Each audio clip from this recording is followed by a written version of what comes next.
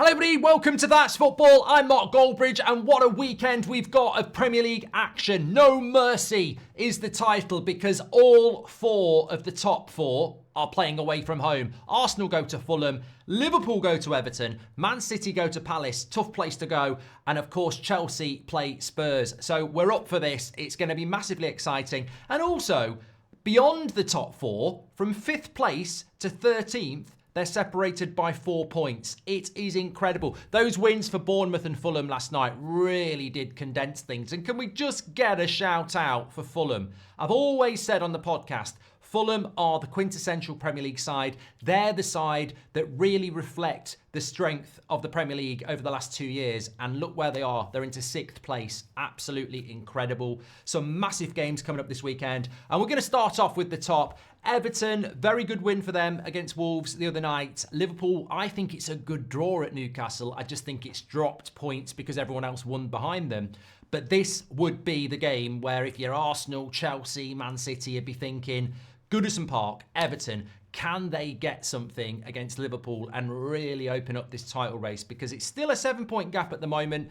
But the only thing about that game for me is that it is a Merseyside derby, and therefore it could be a great leveler. Because in a normal world, Everton get absolutely pounded by Liverpool. But as we've seen, it's one of the first Merseyside derbies I've looked forward to in years. Because I think the context of Everton winning the other night and Liverpool being there to be sort of chased down, they could have a massive say in that title race. So I think Liverpool will win, but I'm looking forward to the watch along tomorrow lunchtime. Join us for that, because I think Everton might just be able to, I saw Everton against United last weekend. They started well, but they never looked like they were going to score goals. And then they did score goals midweek. So really looking forward to that. Spurs, we've got to talk about Spurs. Ange, what's your thoughts on this, everybody? I mean, give me your thoughts on each of these games. What's your thoughts on this? Ange Postecoglou getting into arguments with Spurs fans last night. You know what? I was out last night. I was out in Birmingham. Went for a lovely meal at the Wilderness, fantastic restaurant, and also was drinking in the old Contemptibles. So big shout out to them. But when I got in to the hotel room and I was skirting through and I saw all about Ange, I thought they'd lost in the Europa League. I'd had a few, but I thought it was Europa League. I was like, what are they going on about? And then I realised it was actually Bournemouth. But look, Bournemouth beat Man City. Bournemouth beat Arsenal. This is the Premier League, and this is Spurs. Spurs are Spursy anyway, but actually, contextually, losing to Bournemouth is not a massive surprise. Drawing with Fulham at home is not a massive surprise. Beating Man City away was a big surprise. So they've got injuries as well, as do a lot of teams. But I mean, I just think Ange is everything that's right about Spurs, and Spurs are their own worst enemy. It's the same as United. United have sacked so many managers. They were not the problem. I'm not saying managers can't be sacked, but Ange is not the problem at Spurs. If they get rid of Ange, Conte, Mourinho, there's a running theme here. You're getting rid of managers that are obviously, not able to succeed in the environment that you create.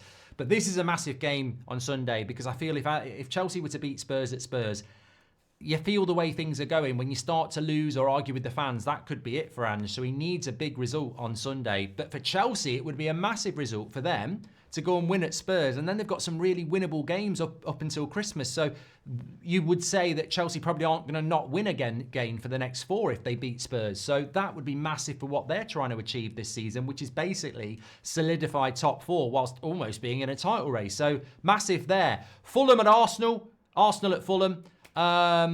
Look, again, it's an intriguing game because Fulham have been playing really well.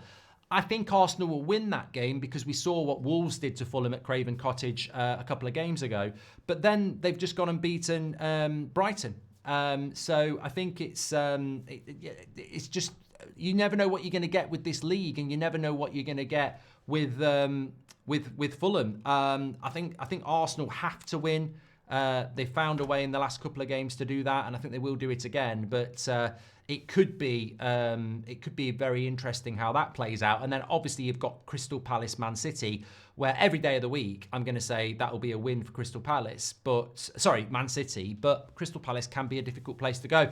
But I feel like Man City have had that kick up the arse now, where they probably will start to find their way back into some semblance of form and win that ahead of the Manchester derby, which is next for them. Talking about the rest of the action, there are some good games again. 5:30 tomorrow, Manchester United, my team, playing at 5:30 against Forest. And who's higher in the league? Forest. They're actually, I think United are on 19 points at the moment. Must be on 19 points because we're 4 points off Brighton. So 3 points off Forest. But Man United are back in 13th again. I can't speak. Lose to Arsenal and you're back in 13th, and that's how congested it is. Villa beat Brentford back into 8th. So look, Man United need to win this game. Really do need to win this game. Forest have actually got the second best away record they're in the top 4 for their away record this season. So it could be difficult, but I think United must win that, and I think they will do.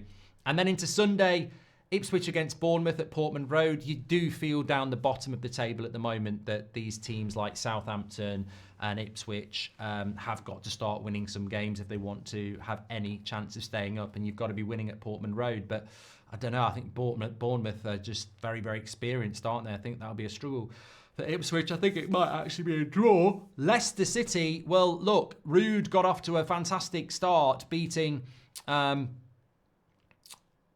West Ham, and I think they might get something against Brighton as well. Brighton, 1 point from their last 2, home to Southampton, away to Fulham. Is the Brighton bubble starting to burst? But then the Premier League is just so unpredictable. You wouldn't shout Brighton going there and winning. Tottenham, Chelsea we've spoken about. And then the final game is on Monday night, which is West Ham against Wolves, which in its own way could be the sack. I think this game is perfect to have on a Monday, because I personally think that this game is the sack game. Wolves are in the bottom 3. West Ham are 6 points ahead of Wolves, but Lopetegu's got to be under some threat now. Surely he's under some threat. I mean, they're really, really struggling. And the fact that it's at West Ham, I wouldn't be surprised if this went the wrong way for either manager. That was it for them. But I guess we'll just have to wait and see.